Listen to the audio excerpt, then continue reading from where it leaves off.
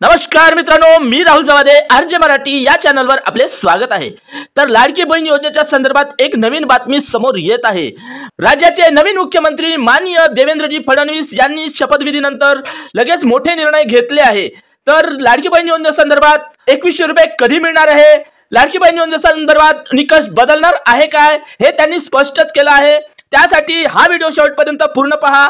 Video आवडला तर एक लाईक जरूर करा व आमच्या चॅनलला सबस्क्राइब करून बेल नोटिफिकेशन ऑन करून घ्या, जेणेकरून असेच माहितीचे व्हिडिओ तुमच्यापर्यंत पोहोचत राहणार आहे। तर बघूया राज्याचे नवीन मुख्यमंत्री देवेंद्रजी फडणवीस यांनी काय स्पष्ट केलं आहे। 2100 रुपये करण्याची घोषणा केली होती। तो निर्णय साधारणतः कधीपर्यंत होणार आणि दुसरा आता ही सुरू आहे की विरोधक जेव्हा दिले तेव्हा स्क्रुटिनी होती झाली होती, आता 2100 रुपयांना स्क्रुटिनी होणार अशी चर्चा आहे। त्या संदर्भात काय असं आहे की पहिल्यांदा तर ही योजना आम्ही सुरूच ठेवणार आहोत आणि 2100 देखील आम्ही देणार आहोत।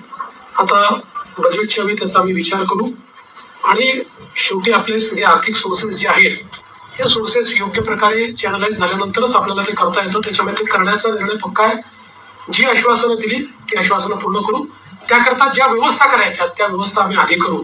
स्क्रुटिनीचा जिथपर्यंत सवाल आहे तिथपर्यंत एवढंच आहे की निकषाच्या बाहेर जर कोणी घेतलं असेल, निकषातला जो असेल त्याला कोणालाही त्यातलं कमी करायचं नाहीये।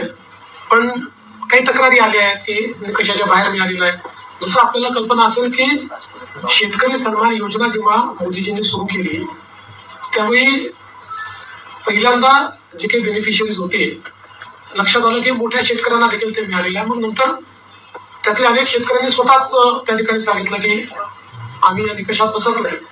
मला असं वाटतं त्यानंतर ती स्थिर झाली। अशाच प्रकारे जर ऍपरंटली या योजनेमध्ये काही ज्यांना आपण निकष त्या निकषाच्या बाहेरच्या आमच्या बहिणी मिळाल्या तर त्याचा पुनर्विचार होईल, पण सरसकट काही पुनर्विचार वगैरे करण्याचा विषय नाही।